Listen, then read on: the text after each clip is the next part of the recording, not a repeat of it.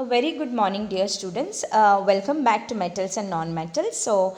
Today we shall learn about the uses of the metals and non-metals. Now, you know that we use so many metals and non-metals in our everyday life, and we know about some of the uses of these metals and non-metals. So, let us try to find out what are the uses of different metals as well as of the non-metals.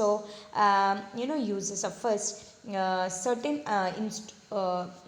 metals like gold and silver are, you know, that they are malleable and ductile, and therefore, so many things can be prepared from them, that is coins, ornaments, then decorative articles. Okay, then tin can is also malleable, and it can be made into coins as well as food cans. Okay, you might have heard about the tin cans, which are used to store or preserve certain types of food material. So food cans can be prepared from the tin as well as coins. Then the next metal is iron. So iron is a good conductor of heat, and therefore it is used to make iron utensils. Then roof of the houses are also made from iron, as well as the fencing of or the boundaries of the fencing are made from the iron.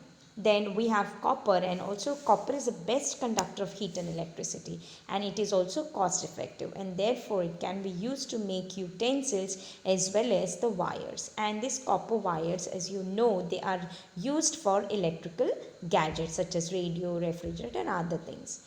Aluminum is also a good conductor of heat as well as of the electricity, and so since it is of heat, utensils can be made. Aluminum foil is used, as I told you last time, that it is highly malleable, so it can be drawn into a thin sheet. So aluminum foils are made, aluminum wires are made, since it is ductile also. Okay, even aluminum powder is used for giving a shine. Then mercury, as you know, it is used in thermometer. Now sodium is used as in the form of compounds, like the table salt or the sodium chloride which we used in your house is made up of sodium. Okay, so it is also called as table salt. And sodium carbonate, which we commonly call it as washing soda, and sodium bicarbonate, which we commonly call as baking soda. So these are some of the compounds of sodium chloride. Okay, next one is the uses of non-metals. Now let us try to understand the uses of non-metals. So first one is oxygen, and which is the most important non-metal which is used by all living organisms for breathing. And second one is carbon. So carbon in the form of coal can be used for as a fuel for cooking. Then carbon in the form of graphite is used in the pencil core and can be used for making even the electrodes and all, and even in dry cell graphite is used. Then nitrogen is used for preserving the packaged food. Okay, then chlorine is used in the form of a bleaching powder, and bleaching powder can be used for bleaching the clothes and also disinfecting the roadside as well as the garbage sites. It is also used for purification of the water. Then sulfur is used in producing acids used in the factories. It is also used for making certain medicines. Then fluorine in the form of compound called as sodium fluoride is used in the toothpaste. Last time we have discussed about this, right? Then helps in preventing the cavities. Then red phosphorus can be used in making the safety matches, crackers and germicide. So this is regarding the uses of the metals and non-metals. Now we shall discuss about the noble metals. Now, what are noble metals? So, noble metals, you should know that they are metals which do not have any effect on them. That means they do not react with acid, heat, air. Okay, nothing can react. No other chemical can react with these metals, and therefore they are called as noble metals. And some of the noble metals, you know that one of them is gold, silver, platinum, palladium and rhodium are some of the noble metals which do not have any effect on them. So they occur in the nature in the form of in the elemental form, that means in the free state. They do not combine, they are not found in the form of an oxide or maybe in the form of carbonates. They are found only in their elemental form. Okay, so because they do not react with anything, so that is why they are called as noble metals. So that this you should remember, dear students. Okay, so these noble metals cannot be reacting. Now gold, pure gold is around 24 carat. So carat is the unit which is used to measure gold. So pure gold, which is 100% pure, is 24 carat gold. So since pure gold is soft, ornaments cannot be made from it, because otherwise these ornaments will be bending and easily then later on they will be easily breaking. So to avoid this breaking or bending of the pure gold, it is the goldsmiths mix certain amounts or certain proportion of copper or silver, and then ornaments are made from 22 carat gold or gold with still smaller carat value. So you can see that in the table which is given.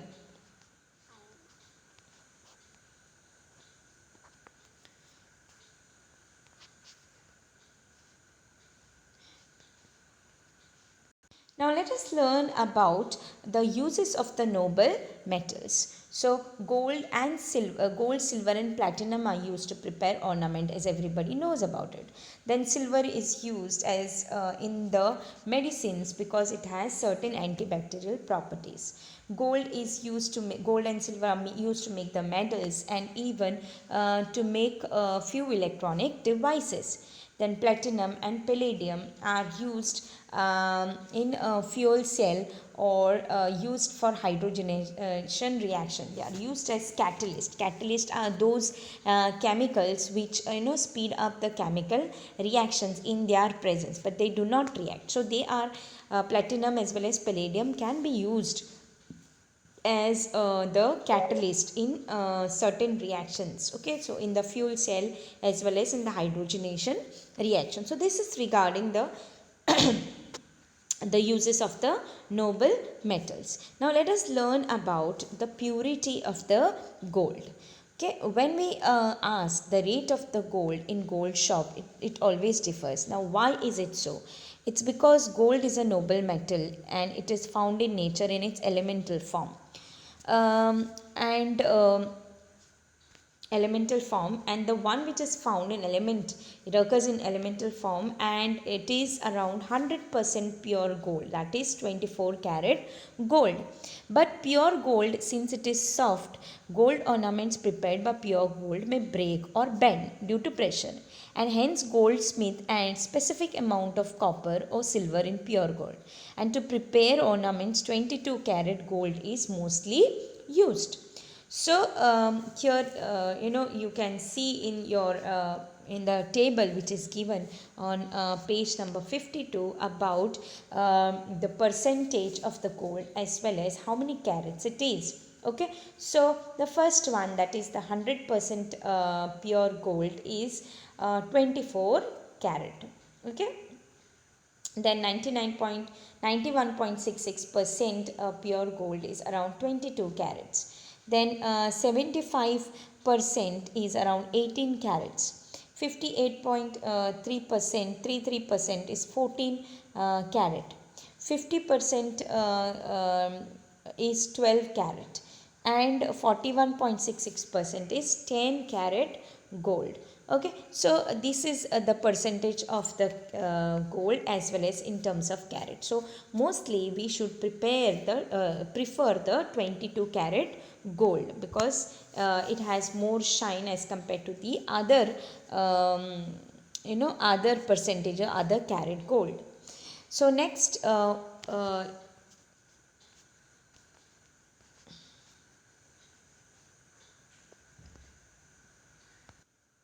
now that you have come to know about the percentage of the gold, let us now proceed about the corrosion. Okay, why corrosion we have to study, you will understand now. You know that gases corrosion is a very problematic situation because of the corrosion. So many metal articles are getting wasted, and therefore it is necessary for us to understand what is corrosion, how corrosion affects certain metals, and how it can be prevented. Okay, so you know how what is corrosion. Now corrosion is nothing but it is resulted due to the reaction of the air with the metal surfaces. Okay, along with the moisture to form the metal compounds, and these metal compounds give certain due to this process the metal gets affected. Metal gets affected by this process and undergo what is meant by corrosion. So it should be prevented, otherwise it is very dangerous. Now for example, when suppose the iron article is kept in the air, okay, the air reacts with the or air means oxygen reacts with the iron, it forms its oxide, and this oxide is reddish colored deposit is getting coated on the iron article, and this only is also called as rust. Okay, so which is very harmful in the sense it can corrode the whole metal, and it can get damaged. So you know that there are so many articles which are made from iron, so it is very necessary for us to know about how it gets corroded and how the corrosion of iron can be prevented. Okay, next then so this reddish layer is called as rust, as I have told you. Now next one is the copper. Now when copper comes, suppose little moisture is there on the copper and it reacts with carbon dioxide gas, then you will find after some time that there is a greenish colored layer deposit of the copper carbonate which is formed. Okay, and this causes the corrosion of the copper if it is kept like that only for a for long time.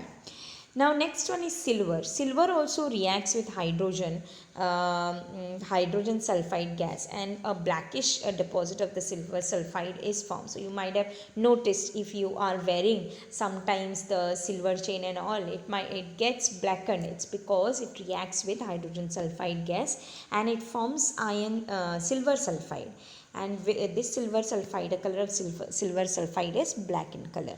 Fine. So this way corrosion affects the metals and causes the destruction of this. So there are different examples of corrosion in our everyday life. So this can be prevented. How we can prevent now corrosion? So prevention of corrosion of the metals can be done by putting a layer of the oil or maybe grease and a painting or a varnish, so that so that the surface is blocked from coming in contact with with the gases of the air. And when these gases do not come in contact with the metal surface, it will not corrode. So this way we can prevent the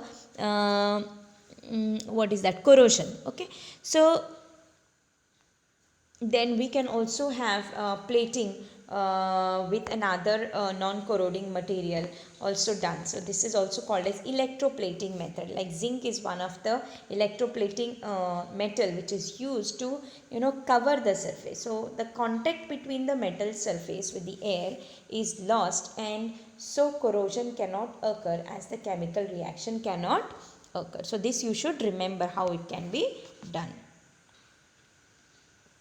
Then next, do you know about this? Okay, that is one which is given. Statue of Liberty is near New York City, America. Okay, you know that the color of the original color of original surface of the statue was made of copper, and you know copper is shining brown in color, you can see that. But nowadays if you see the color, the statue has turned green. Now it's all because it has reacted with the carbon dioxide, and there is a layer of copper carbonate which has been formed over it, and due to moisture also. So this is one of the example of corrosion, and now the statue looks green in color. Earlier it was, you can see the earlier picture and the later picture, how corrosion of the Statue of Liberty is taking place faster. Fine. So this is regarding corrosion. Now let us move on to the next part of the lesson, that is alloys. Now you might have heard about alloys. Now alloys are nothing but they are the mixtures, homogeneous mixture of two or more metals, or maybe a mixture of a metal with a non-metal is called as an alloy. Now what does this mean? Homogeneous mixture means the mixture of two metals, any two metals are taken, any two or more metals are taken over here, and even sometimes metal and non-metals are mixed, and certain objects are prepared from this certain other, so that only is called as alloys. Now why is this important? It's because, like for example, I can give an example and tell you there are certain alloys like stainless steel, bronze, okay, brass. These are some of the alloys which are in daily use, we are using them, and instead of using iron, if you use stainless steel, it is very useful because it does not get corroded easily. So therefore you remember, homogeneous means uniform mixture of two or more metals, or a metal and a non-metal. Now this iron, chromium, like for example, if you want to prepare the stainless steel, stainless steel is one of the alloy of iron, along with chromium, nickel and carbon. Carbon is one of the non-metal in that. Fine. Then there are other alloys like brass and bronze also. Now do you know regarding, there is an iron pillar in the premises of the Qutub Minar, okay, which was built in around 1500 years ago in Delhi. So the pillar is lustrous even after so many years. So this is because our ancestors had made it from an alloy, and it contains small proportions of carbon, silicon and phosphorus mixed in an iron. So Indian people are more knowledgeable as compared to that of Americans, we can say, because you could see that the New York City, the Statue of Liberty is getting corroded because it was simply made of copper. But the pillar which is prepared in the nearby, the premises of the Qutub Minar, which is in Delhi, it's still lustrous because it is made of alloy. Okay. Then you should know that the stainless steel utensils, bronze vessels, okay, all these are some examples of the